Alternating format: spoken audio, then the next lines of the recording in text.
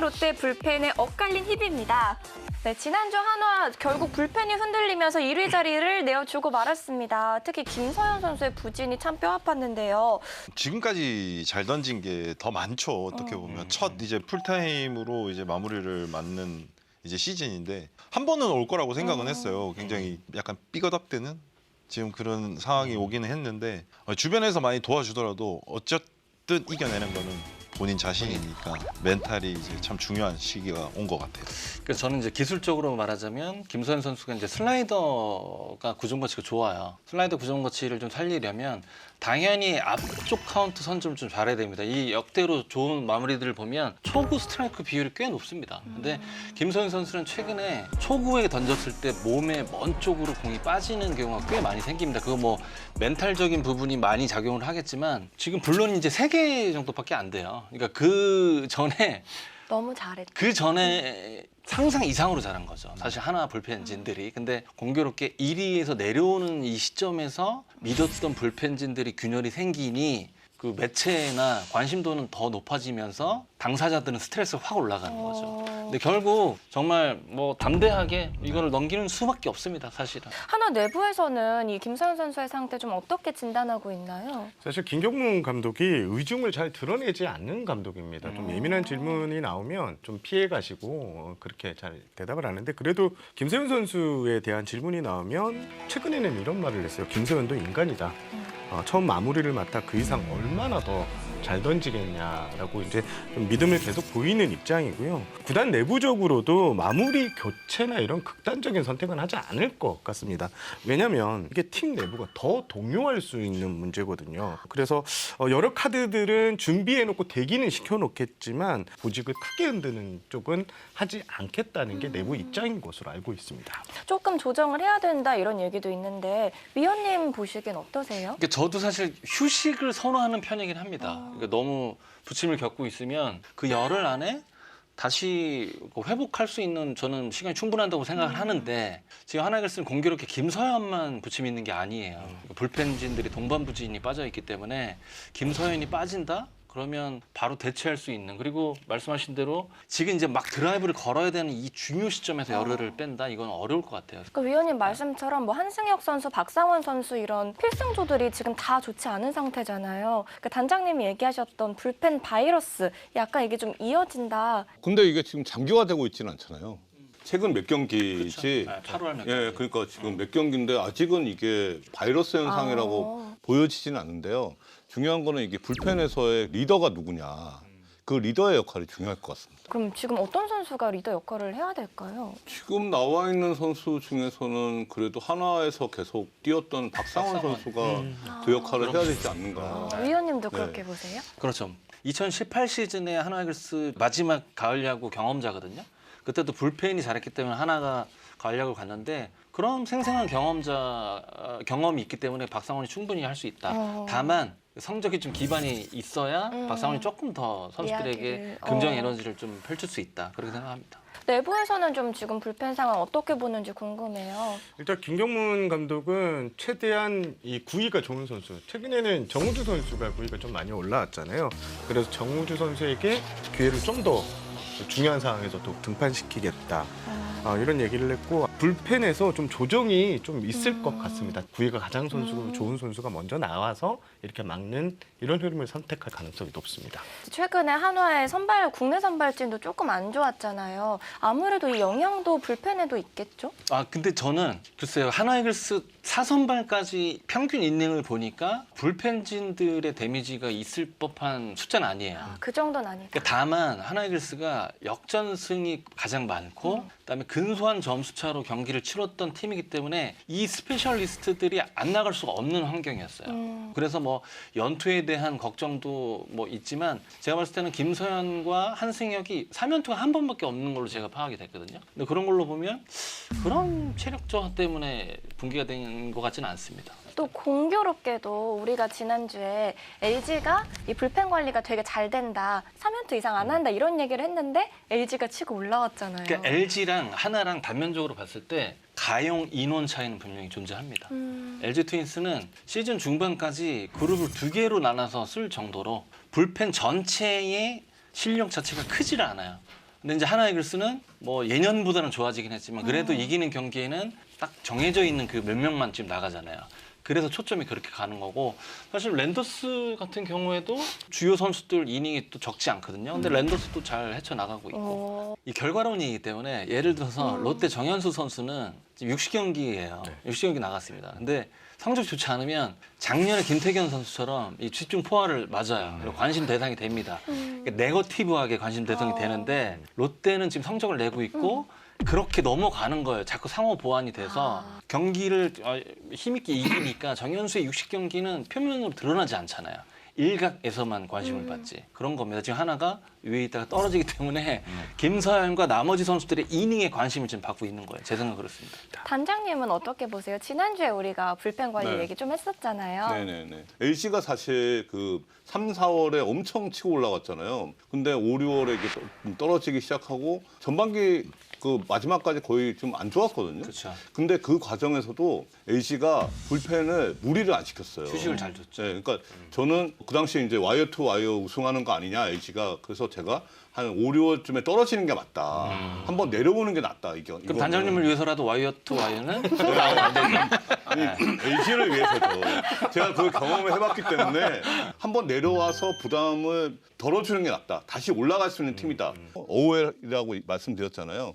근데 하나는 지금 타이밍이 너무 안 좋은 거예요. 너무 늦게. 야, 지금 8월이잖아요. 그렇죠. 앞으로 30여 경기 남은 상황이기 때문에 지금 누구를 뺄 수 있는 네, 그렇죠. 상황도 아니에요. 이게 뭐 변화주기가 좀 어렵다는 거죠. 근데 영경혁 감독이 그걸 좀 잘하긴 했었어요. 네. 지금 단장님 말씀하신 대로 정말 중요 상황에서 우리는 우리 나름대로의 승패 마진만 하면 된다라고 여유 있게 얘기를 하면서 팀 내부에도 이렇게 푸시를 안 했었어요. 근데 물론 어떤 감독이 속 안 상하겠습니까? 당장에 승이 있는데. 근데 영경혁 감독은 가는 팀마다 그 관리는 굉장히 잘했었어요. 멋져요.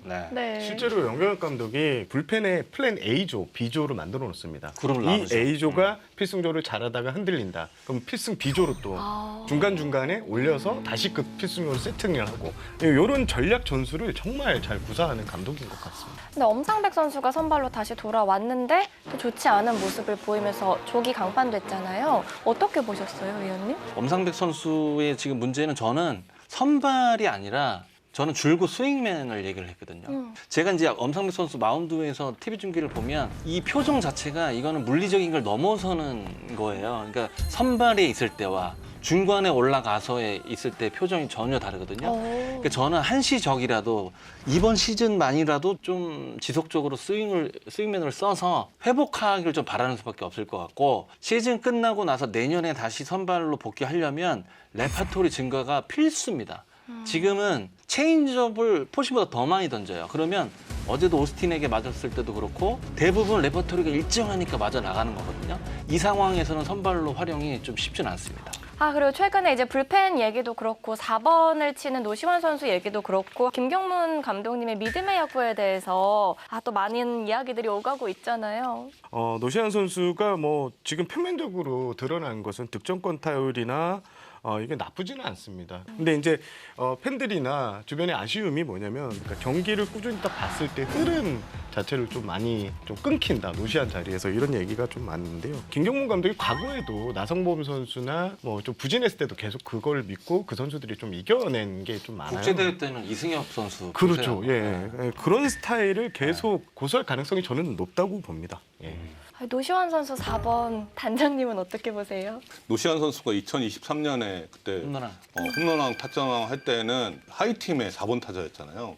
지금은 이제 1위 팀의 4번 타자로서의 그 왕관의 무게를 조금 못 견디는 거 아닌가. 지금은 한 번 뭐 병살타 치면은 뭐 커뮤니티에서 막 그냥 글이 주르르고 올라오는 네, 맞아요. 그런 상황인데 DM도 많이 보낸다고 그러고. 근데 그게 어린 선수잖아요. 젊은 네. 선수이기 때문에 이 부담감이 분명히 있을 거라는 거죠. 그러니까 이거를 이겨낼 정도의 그런 멘탈이냐. 근데 제가 볼 때는 그렇게는 안 보이거든요. 그래서 이 선수를 위해서 이 변화를 줘야 되는 거 아닌가. 그러면 대안이 될 만한 선수가 있을까요? 저는 최은성이라고 생각하거든요. 최은성 선수가 꾸준한 성적을 보였어요. 그리고 이 선수가 또 클러치 능력도 있고 주장으로서 책임감도 있고 저는 이 선수가 지금 1위 팀의 4번 타자의 무게를 조금 이겨낼 수 있지 않을까. 그 단장님 지금 DM 얘기가 나왔는데 이 얘기는 좀 꼭 하고 싶습니다. 지금 김세현 선수나 노시안 선수나 DM이 이제 많이 받을 수밖에 없어요. 지금 부진하니까. 근데 저도 내부에서 얘기를 들었는데 진짜 어마어마한 내용들이 맞아요. 많아요. 가족욕부터 해가지고 진짜 인신공격은 그냥 기본이고요. 근데 좀 그런 거를 좀 자제해줘야 될 것 같습니다. 너 SNS 해? 아니 전 청정지역입니다. 득과 실을 생각을 했을 때 아. 저는 실이 더 많을 것 같다라는 그렇죠. 생각을 해서 저는 이제 안 했던 거고. 안 하는 게 가장 좋다. 왜냐면 선수 생활은요. 길어야 20년입니다. 그 20년 아까운 시간을 네. 텍스트 때문에 내가 스트레스를 받고 잠을 못 자거나 이게 그거 얼마나 비생산적입니까? 뭐 이 방송 보시면 저에게 DM을 날리시겠죠. 근데 죄송합니다. 저는 SNS를 안 합니다. 네, 죄송합니다. 아니, 그러면 위원님 두 분은 이제 하나 4번에서 지금 노시현 선수가 계속 하는 거에 대해서 좀 어떻게 보세요? 계속 꾸준히 경기를 봤었거든요. 네. 노시안 선수 경기를 봤는데 상황에 맞게 한 번씩은 해줄 필요가 있다라는 생각을 좀 했었어요. 진루타를 쳐줘야 되는 상황, 경기 초반에 그런 상황에서는 본인의 스윙을 고집하기보다는 본인이 예, 상황에 맞는 타격을 하면서 팀에 이렇게 조금 끌어가는 게 좀 필요하지 않나. 그럼 4번 고수는 괜찮다? 네, 저는 4번이든 3번이든 타수는 중요하지 않다고 생각을 해요. 4번 타자도 상황이 됐을 때는 번트는 아니지만 팀 배팅을 할 수 있는 상황이 왔을 때는 진루타만 보내줘도 뒷타자가 굉장히 편안하거든요. 그런 상황에서 좀 팀 배팅도 필요하고 매번 안타를 기록하고 매번 홈런을 치려고 하는 그런 타격은 솔직히 쉽지는 않아요. 네. 위원님은 어떻게 보세요? 아까 저희들이 김경문 감독이 믿음의 야구 얘기를 했잖아요. 이게 예를 들어서 한 선수를 고집을 해서 계속 지속적으로 클 때까지 두는 것도 김경문 감독의 스타일입니다. 저는 사실 감독의 스타일을 존중해야 된다는 쪽이에요. 아니면 구단하고 협업을 지속적으로 해서 빨리빨리 스위치할 수 있는 감독이 필요하다 그러면 그런 감독을 뽑는 게 맞습니다. 근데 하나가 김경문 감독을 뽑은 이유는 뚝심을 발휘해서 어쨌든 팀을 이렇게 끌고 가라는 얘기거든요. 설령 주위에서 말이 많더라도. 근데 지금 보세요. 단면적으로 올 시즌 저는 5위로 꼽았는데 현재 2위 하고 있어요. 그러면 저는 김경문 감독의 스타일이 맞다. 맞다고 봐요. 저는 맞다고 봅니다. 그러면 이번에는 롯데 얘기를 해볼게요. 이제 롯데 하면 불펜 연투가 많다 보니까 후반기쯤에는 한번 그래도 흔들릴 거다라고 우리 단장님 포함해서 저 그렇게 얘기한 건 옛날 얘기인데. 너무 옛날이다? 네, 이거 언제 때 얘기를 아직까지 하세요? 역시 태세 전에는 아니, 그러니까 제가 어. 그 후반기 예측할 때 롯데 그 3위로 그 준플레이오프 네. 직행할 거다. 맞아요, 맞아요. 근데 정세영 기자님 뭐라 그랬어요? 왜 또 가만히 있는 저를? 아니 그러니까 저는 다른 분들이 다 불안해할 때 맞아요, 롯데가 맞아요. 올해 근데 맞아요, 그 기록 외적인 생각해보니까. 부분이 있다. 데이터 외로 설명할 수 없는 부분이 있다라고 어. 제가 말씀드렸잖아요. 네, 이렇게 착착 맞아가고 네, 있다. 네, 네. 그럼 불펜이 이게 힘이 안 빠지는 이유는 뭘까요? 저는 하나하고 좀 다른 점이 있는 것 같아요. 하나는 그 1군이 1위를 달리잖아요. 네. 대부분 2군은 꼴찌에 가까워요. 근데 하나는 2군도 지금 압도적으로 잘하죠. 1위입니다. 아. 근데 지금 보면은 가용 전력이 있을 것 같거든요. 아 피셔스에. 예, 그러니까 투수를 지금 보면 그 딱 4명만 딱 계속 끌고 가다 보니까 결국 앵꼬라고 한상용으로 퍼진다고 그러죠. 예, 그러니까 근데 LG 같은 경우도 불펜이 8명이잖아요. 8명은 좀 풀로 끌고 이게 왔고 롯데는 LG처럼 그렇게 끌고 간 건 아닌데 정철원이 좀 초반에 무리했을 때 최준영이 올라오고 네. 최준영이 또 떨어졌다 싶으면 홍민기 올라오고 최근에 또 윤성민이 또 좀 두각을 나타내기 시작하잖아요. 그러니까 불펜이 분명히 3연투를 최고로 많이 했는데 그러면 분명히 이런 팀은 떨어져야 되거든요. 그 흑석이 때. 근데 안 떨어지는 거는 가용 인원이 많다는 거죠. 제가 여기 첨언을 좀 드리자면 네. 송재영, 김강현 이런 선수들 있죠. 격차 크지 않습니다. 굉장히 경쟁력 있더라고요. 그러니까 우리가 아는 유명한 뭐 정철원, 최준용, 김원중 말고도 쓸 수 있는 선수들이 꽤 많고 여기 이제 대단한 학교를 나온 홍민기 선수가 네, 5월 17일 합류를 해서 무슨 학교를 나왔는데? 대전고등학교. 대대전고등학교 그냥 대구가 아니라 대대전. 네. 근데 5월 17일부터 도움을 준 게 꽤 크다고 보고 골고루 아주 배포 있게 이 선수들을 쓰면서 이 선수들이 자리를 잡으면서 팀에 도움이 된다. 그러니까 대부분 관리자들은 또 특히나 타이트한 경기를 지속적으로 하고 상위에 있잖아요. 새로운 카드를 쓰기가 좀 두려워요. 검증된 선수만 자꾸 쓰는 그런 심리가 있는데 하나와 롯데가 다른 점은 뭐 말씀하신 대로 그 점이 좀 달랐다. 그래서 버틸 수가 있었다. 김태형 감독이 정말 2군하고 교류를 정말 잘한다고 합니다. 그러니까 제가 올스타전에서 김용희 2군 감독을 좀 만났어요. 그때 얘기를 했던 게 감독이 수시로 2군 선수들, 특히 투수들 같은 경우는 수시로 체크하고 컨디션 보고를 계속 올린다고 했어요. 그러니까 영경혁 감독하고는 또 다른 플랜의 야구를 픽스를 내서 이렇게 올리고 그게 지금 좀 맞아 떨어진다 이런 얘기가 나왔고요. 그리고 뭐 투수뿐만 아니라 야수진 운영 같은 경우에도 롯데는 지금 셀캡도 꽉 차 있고 김태형 감독이 부임할 때만 해도 이제 전임 단장이나 이쪽에서 프런트에서 몸집이 큰 선수를 많이 몰아놨는데 이 젊은 선수들을 계속 1군, 2군 왔다 갔다 올리면서 그 선수의 기량을 이끌어냈던 점 이런 점에 대해서는 롯데 내부에서도 엄청난 이제 칭찬, 대단한 감독이다 이런 평가가 나오고 있습니다. 김강민 의원님은 이 롯데 불펜 중에서 좀 눈에 띄는 선수 있으셨어요? 전 윤성빈이 아, 역시. 터지면 꼭대기에서 놀 선수. 맞아. 네, 스플리터라고 하는데 거의 포크볼 수준으로 포크볼 수준으로 끼고 던지는데 오랜만에 떨어지는 게 이 정도를 유지를 한다면 롯데뿐만 아니라 국제 대회에서도 경쟁이 네. 있어요. 사실 9위 자체를 보면 뭐 단정 짓진 않지만 지금 현재까지 순항하는 이유는 역시 보직 변경입니다. 보직 변경. 김태형 감독이 윤성빈을 편안한 상황에서 올려서 계속 지속적으로 실점 안 하면서 지금 결국 11경기까지 왔잖아요. 네. 그리고 이러면서 조금 더 터프한 상황에 이 선수가 경험치를 쌓게 해주면 볼질도 안 할 거고 본인이 본인을 믿습니다. 본인도 그런 얘기를 했어요. 윤성빈 선수가 나도 가치가 있는 선수구나라는 걸 본인 입으로 얘기를 했거든요. 그러면 본인의 잠재력을 터뜨릴 준비는 끝났다고 봐요. 보직 변경은 신의 한 수였다. 신의 한 수였다. 이제 이기고 있는 상황에 올라가서 던지는 거 한번 보고 싶어요. 그렇죠. 터프하게. 네. 김강민 의원님이 사랑하는 리스트에 한 명 추가된 것 같아요. 네, 그럼요. 저는 터지기 시작하는 선수들 보면 좀 약간 설레요. 약간 설레요. 저희가 또 마무리 김원중 선수 얘기도 빼놓을 수가 없는데 김원중 선수가 옛날에는 김서현 선수처럼 재고 불안이 있었다고. 김서현처럼 그렇게 재고가 불안한 그 선수는 정도는 아니잖아요. 아니었어요. 그 정도는. 네, 그런 네. 이건 김원중에 대한 굴욕인데. 근데 그 정도는 네, 아니에요. 그런 건 아니고. 김원중 선수는 처음에 선발로 시작을 해가지고 네. 네, 그리고 제주가 좋아서 구종도 굉장히 다양해요. 다양한 완벽하네요. 구종을 던졌었는데 이제 마무리로 보직을 변경하면서 구종이 다양한 마무리는 솔직히 크게 메리트는 없거든요. 스플리터랑 패스트볼을 이제 주로 쓰잖아요. 지금 마무리에서는 그 두 가지 이제 구종 가치가 굉장히 올라가면서 자리 잡은 것 같아요. 완전 이제 마무리에 적응했다고 봐야죠. 이제. 그래서 저는 다른 관점에서 4년 계약하고 편안해진 것 같아요. 왜냐하면 두 가지가 있어요. 편안함을 느끼는 선수가 있고 부담을 느끼는 선수가 있습니다. FA를 딱 했을 때 선수 개인만이 아는 우리가 들여다볼 수 없는 그 선수의 배포거든요. 근데 김원중 선수는 어쨌든 4년 계약을 하고 나서 진짜 좀 편안하게 또 접근하는 것 같습니다. 그건 어쩔 수 없습니다. 저도 사실 2년 계약이지만 FA 계약을 하고 재기상을 수상한 적도 있거든요. 사실 부담이 됐었는데 통장에 입금이 되니까 기분이 조금 좋아서. 더 접근이 좀 쉬워지긴 하더라고요.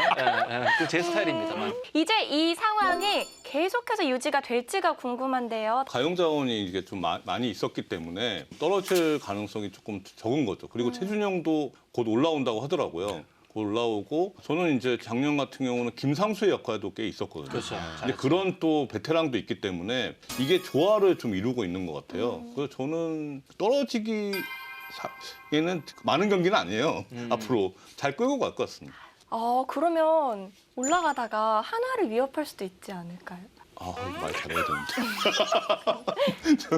그렇죠. 지금 간격이 1위하고 2위 간격하고 2위하고 3위 비슷해요. 그러니까 이게 어떻게 될지 모르거든요. 또 하필 화수목이 또 한화하고 롯데하고 경기잖아요. 이러니까 변수가 있는 거죠. 화력이 대단한 건 아니지만 중장거리로 과거의 롯데가 좀 잘 나갈 때 그런 느낌? 불펜이 어느 정도만 받쳐준다면 저는 충분히 2위가 자리까지 노려볼 수 있는 그런 전력이다. 그런 기세다. 이번 주에 벨라스케즈 선수의 이제 그 활약이 어떨지가 진짜 관건인 것 같은데 어떤 선수인가요?